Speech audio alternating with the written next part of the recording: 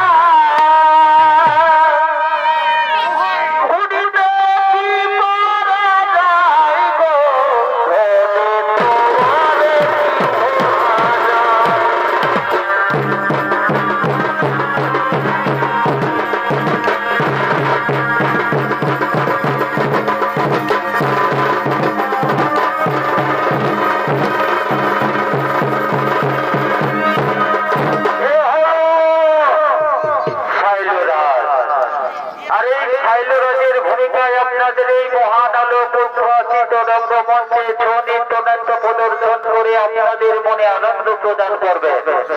এ হলো বন্ধুয়ানা দিবস মহিলা ছৌ নৃত্যপাতির অন্যতম এক মহিলা ছৌ শিল্পী তথা সারা পুরুলিয়া তোলপাড়কারী ও দীপালি কোড়া।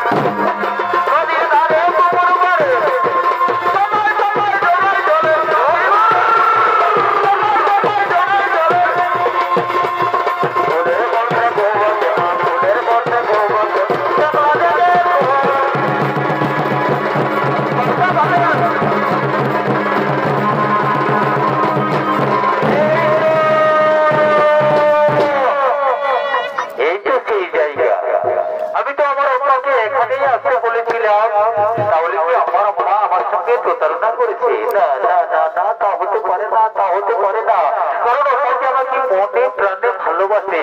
তাই আম্মা আমার সঙ্গে কখনো কোনোদিন কোনোভাবে প্রতারণা করতে পারে না। আমার আম্মা এখানেই হয়তো কোথাও আশেপাশে লুকিয়ে আছে, এখনই আমি আমার আম্মাকে ডেকে নেব। আম্মা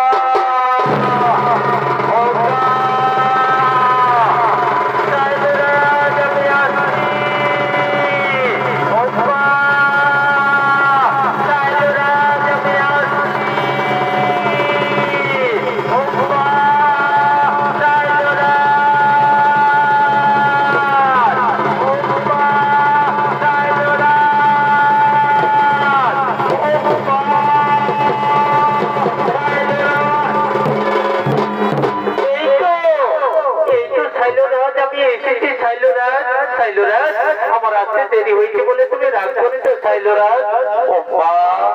তুমি এসেছো, এসো আমার কাছে, এসো আমার কাছে এসো সাইলোরাজ। জানো সাইলোরাজ, আমি তোমাকে খুব ভালোবাসি সাইলোরাজ। আমি তোমাকে আমার এই হৃদয় দিয়ে ভালোবাসি সাইলোরাজ। এই উম্মা, তুমি সত্যি বলছো উম্মা? তুমি সত্যি বলছো? সত্যি তুমি আমাকে ভালোবাসো? হে সাইলোরাজ, আমি সত্যি বলছি সাইলোরাজ, আমি তোমাকে আমার এই হৃদয় দিয়ে ভালোবাসি সাইলোরাজ। তুমি আমার জান, তুমি আমার প্রাণ, তুমি আমার ইহকাল, তুমি আমার পরকাল। তাই তো তোমাকে ছাড়া থাকতে পারি না সাইলোরাজ। ভালোবাসা অপরাধ যদি হয়ে থাকে বন্ধু, তবে আমি বড় ভুল করেছি। তো ভাই, ভালোবাসা অপরাধ যদি হয়ে থাকে বন্ধু, তারপরে ভাই, তবে আমি বড় ভুল করেছি। ভাই, আরে সয়নে সপনে তোমায়, সয়নে সপনে তোমায় ভালোবেসেছি ও গো বন্ধু, আমি বড় ভুল করেছি।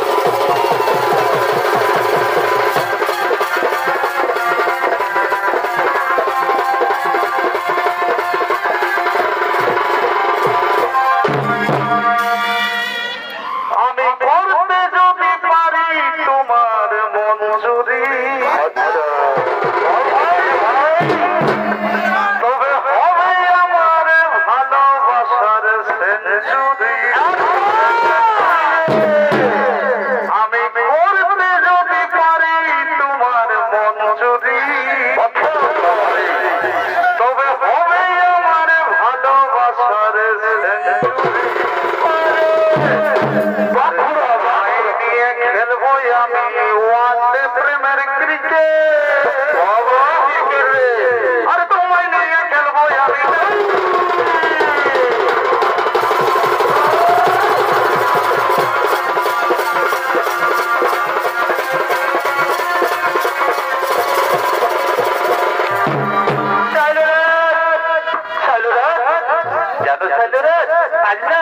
আজ আমি তোমার জন্য একটা বিরাট খবর বয়ে নিয়ে এসেছি। আগামীকাল আমাদের পিতা আমাদের তিন বোনের সংকট সভার আয়োজন করেছে আর আমি মনে মনে ঠিক করেছি জানো ওই সংকট সভায় আমি তোমার গলায় বড় মূল্য পরিয়ে দিয়ে আমি তোমাকে স্বামী রূপে বরণ করে নেব সাইলরাজ। আছে তো সাইলরাজ, আছে তো সাইলরাজ আমার সংকট সভায়। তুমি এই কি বলছো প্রিয়ে? আমার প্রিয়ার হবে সংকট সভা আর আমি দায়িত্বে কি থাকতে পারি? আমি তো অবশ্যই আসবো। তাহলে চলো সাইলরাজ, আর আমরা বিলম্ব করবো না। এরপর আমরা আপন মনে নৃত্য করতে করতে চলে যাবো আপন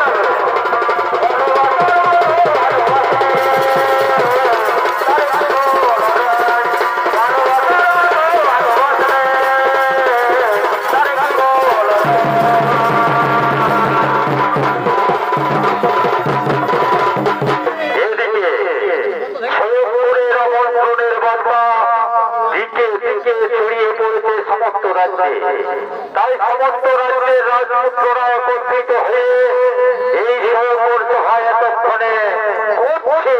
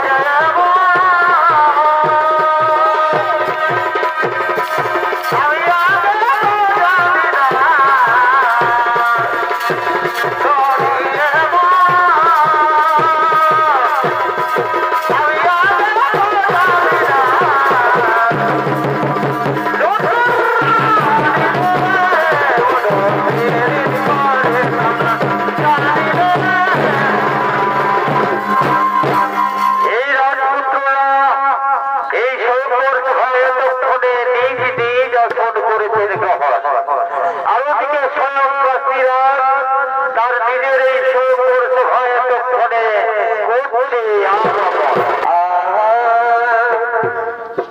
তবে যে জ্বালা দিয়েছে রে ওরে ভাই আর সে জ্বালায় অনধরে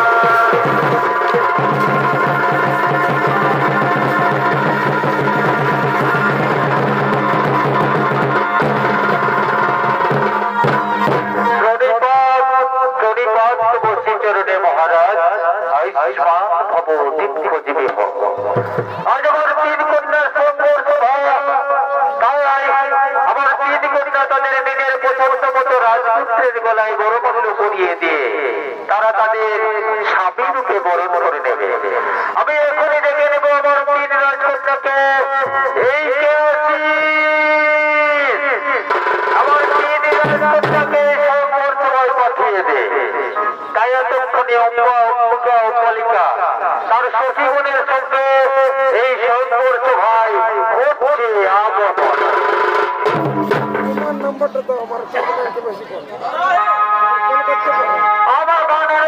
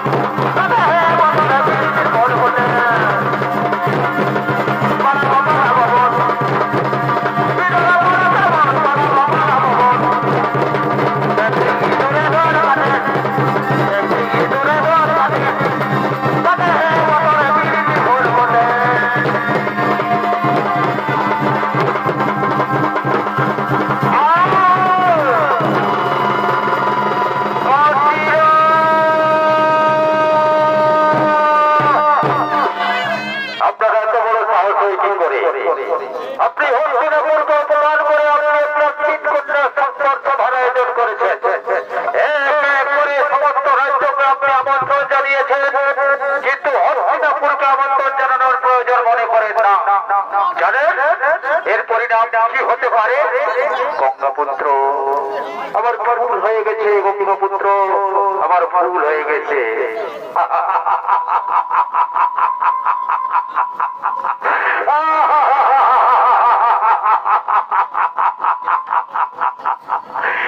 তুমি আমায় হাসালে গঙ্গাপুত্র, তুমি আমায় হাসালে গঙ্গাপুত্র। তুমি না চিরকুমারের প্রতিজ্ঞা দিয়েছ, মনে পড়েছে গঙ্গাপুত্র। তুমি অম্বিকা আর অম্বালিকার রূপ মনে পাগল হয়ে গেছো, তাই না গঙ্গাপুত্র? তাই তোমার বিয়ে করার হাত লেগেছে। সামলে কথা বলো। আমি এই সভা মাঝে অঙ্গীকার করছি, আগে তোমরা আমাকে যুদ্ধে পরাজিত করো, তারপর এই স্বয়ংবর সভার আসন গ্রহণ করবে। তবে তাই হোক গঙ্গাপুত্র, ধরো অস্ত্র আর করো আমার সঙ্গে।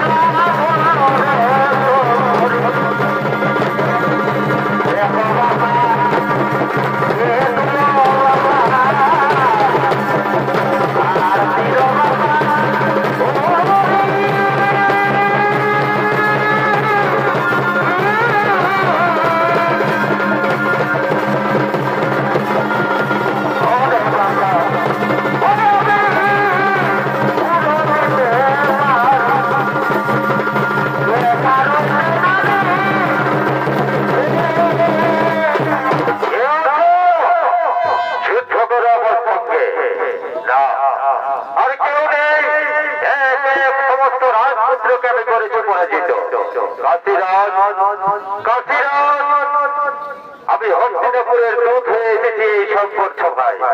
আপনি আপনার 3 কন্যাকে আমার সঙ্গে হস্তিনাপুরে যাওয়ার আজ্ঞা দিয়ে আপনার 3 কন্যার সঙ্গে আমার ভাই বিচিত্র বীর্যের বিয়ে দেব। তাই হবে গঙ্গাপুত্র, তাই হবে।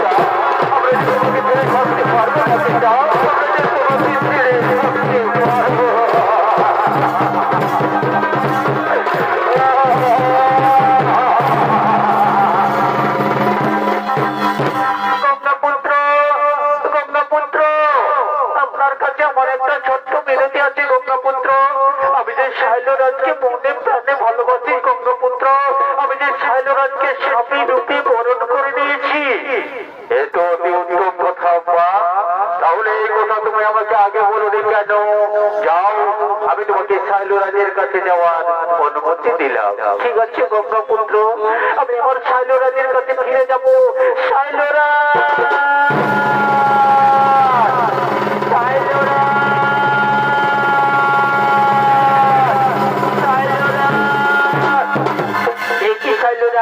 তুমি মাটিতে পড়ে আছো কেন শৈলরাজ? এই তো আমি এসেছি, ওঠো শৈলরাজ, ওঠো। এই কি অম্বা, তুমি এসেছো, তুমি এসেছো।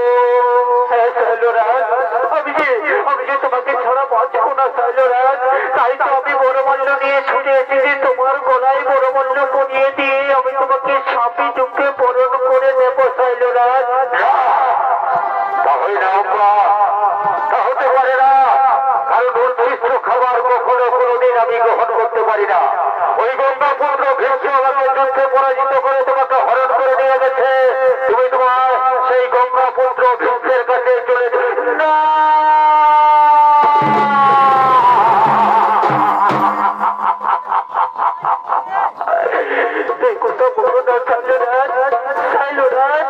আমি যে তোমাকে ছাড়া বাঁচবো না চাইলে না, তুমি আমার প্রাণ, তুমি আমার প্রাণ, তুমি আমার প্রাণ, বড় প্রাণ। তাই তুমি লোক পাচ্ছে এত বড় অনুদণ্ড আমায় দিও না।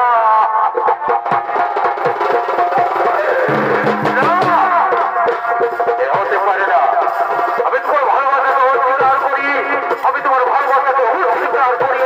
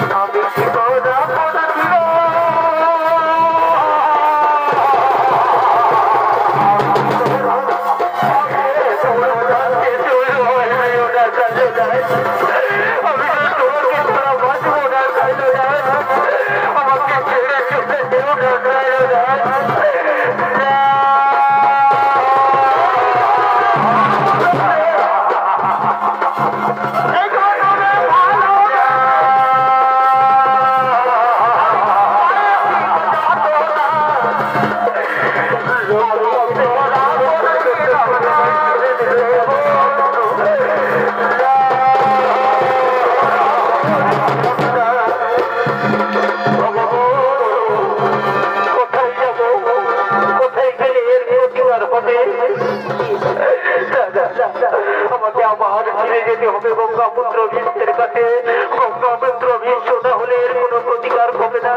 তাই আমি ফিরে যাবো গঙ্গাপুত্র।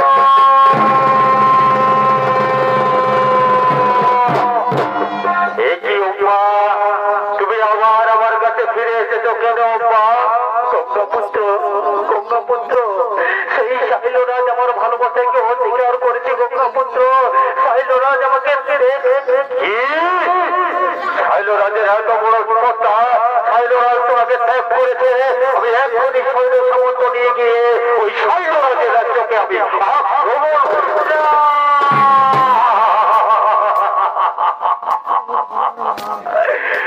গঙ্গাপুত্র, শাইলরাজের কি দোষ? গঙ্গাপুত্র, আপনি তো তাদের যুদ্ধে পরাজিত করে আমাকে হজম করে দিয়ে এসেছেন। তাই আমি এই সভার মাঝে অঙ্গীকার করছি, আমি আপনার গলায় বড়মূল্য পরিয়ে দিয়ে আপনাকে স্বামী রূপে বরণ করে দেব।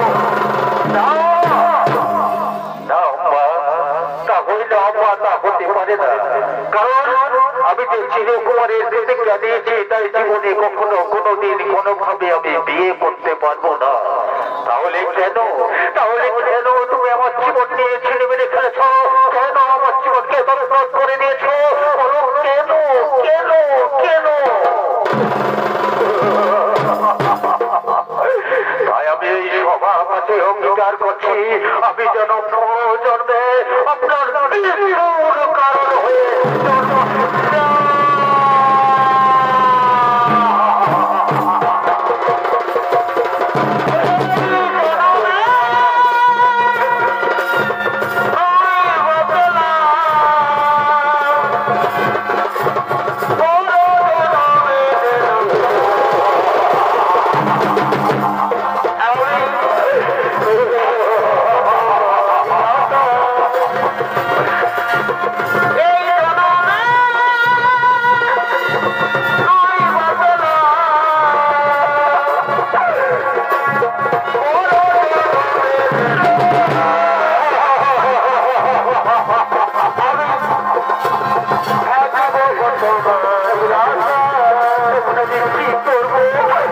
আমি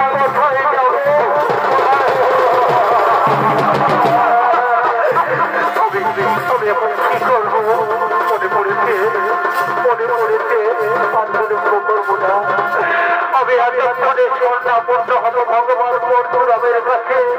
ভগবান পরশুরাম না হলে এর কোনো বিধান হবে না। নিশ্চয়ই ভগবান পরশুরাম এই বিধান করবে, তাহলে আর আমি বিলম্ব করবো না। আমি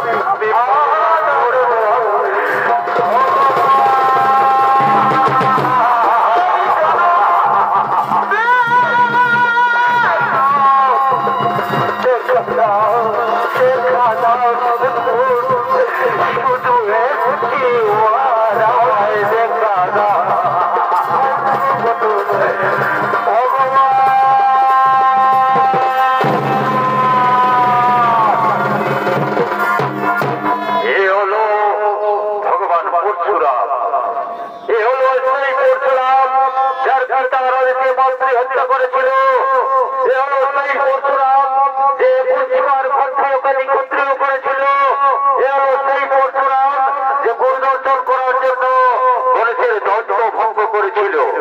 তাই এই পরশুরামের ভূমিকায় আপনাদের এই মহান আলোক উৎপাদিত রঙ্গমঞ্চে নৃত্যনাট্য প্রদর্শন করে দেখাবেন। এ হলো অর্থাৎ কুন্তীমতির দ্বিতীয় কন্যা মমিতা মুদি।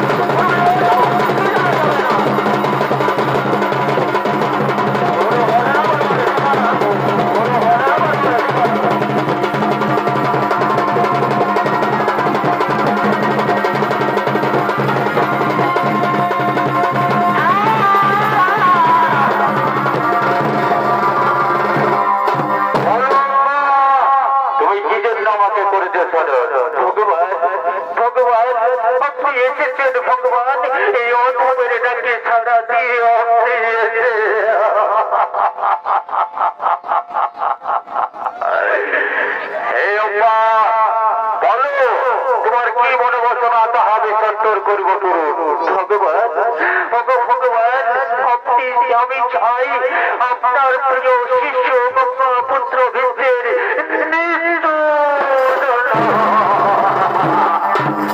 কিন্তু কেন চাও তুমি আমার প্রিয় শিষ্য গঙ্গা পুত্র ভিত্তির মৃত্যুদণ্ড? ভগবান আপনার প্রিয় শিষ্য আমার জীবনটাকে তছনছ করে দিয়েছে।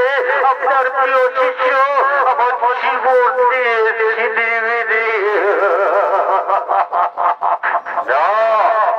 তোমার এই কথা আমি বিশ্বাস করতে পারি না।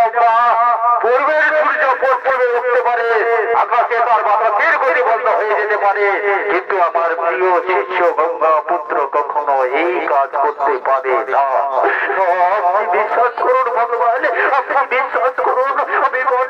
তোমাকে সত্যি কথা বলছি, আমি আমি একটু মিথ্যে কথা বলে এই কাছে তোমার কথা যদি সত্যি হয়, সত্যি যদি তোমার সঙ্গে ছলনা করে থাকে, তাহলে আমি গঙ্গাপুত্র ভীষ্মকে এখনই যুদ্ধের আহ্বান করবো। গঙ্গাপুত্র ভীষ্ম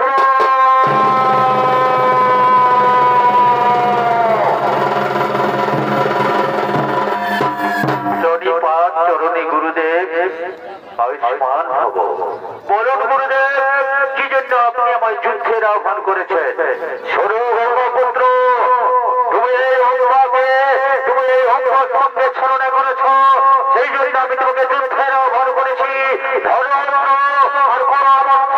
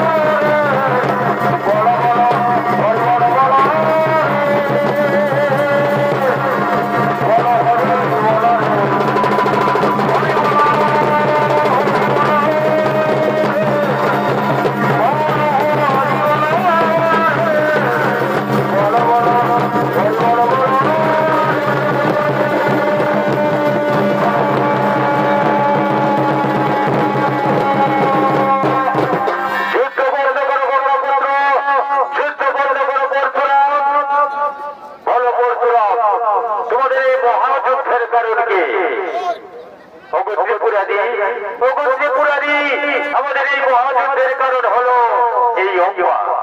বলো বলো, তোমার কি মনে বাসনা? কেন কেন আপনি যুদ্ধ থামালেন ত্রিপুরারি? কেন আপনি যুদ্ধ থামালেন? এই ভগবান বন্ধুরা আমাকে কথা দিয়েছিল ওই গঙ্গাপুত্র ভীষ্মকে মৃত্যুদণ্ড দিয়ে আমি আমার প্রতিশোধ মুক্ত করবো। কেন আপনি যুদ্ধ থামালেন ভগবান? কেন আপনি যুদ্ধ থামালেন?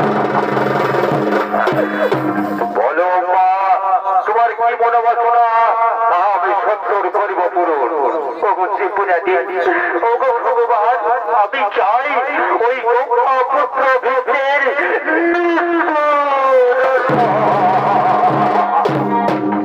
তাই হবে মা, তাই হবে। তোমার মনস্কামনা পূর্ণ হবে, তবে এখন নয়। যে যুদ্ধে ধর্ম স্থাপন হবে, অর্থাৎ খুব শীঘ্রই হবে মহাভারতের যুদ্ধ। আর সেই যুদ্ধে নামবে দুটি পক্ষ, একটি কৌরব পক্ষ, অপরটি পাণ্ডব পক্ষ। কৌরব পক্ষ থেকে যুদ্ধ করবে দ্রোণাচার্য, দ্রোণাচার্য, মহারথী, কর্ণ আর এই মহাময়ী ভীষ্ম। আর পাণ্ডব পক্ষ থেকে যুদ্ধ করবে যুধিষ্ঠির, ভীম, অর্জুন, নকুল, সহদেব। আর তখন তুমি জন্ম নেবে ধ্রুপদ রাজ্যে, তোমার নাম হবে শিখণ্ডী। আর যেদিন মহাভারতের যুদ্ধে এই মহাময়ী ভীষ্ম আর অর্জুনের হবে মহারণ, তখন তুমি অর্জুনের পক্ষ অবলম্বন করে ভীষ্মের রথের সম্পর্কে হবে দণ্ডায়মান। তোমাকে দেখে ভীষ্ম শব্দের সঙ্গে করবে অর্থ পরিত্যাগ, আত্মক্ষণাৎ অর্জুনের মানে ভীষ্মের শরীর হবে ক্ষত বিক্ষত, অর্থাৎ তোমার মনোবাসনা পূর্ণ হবে সেই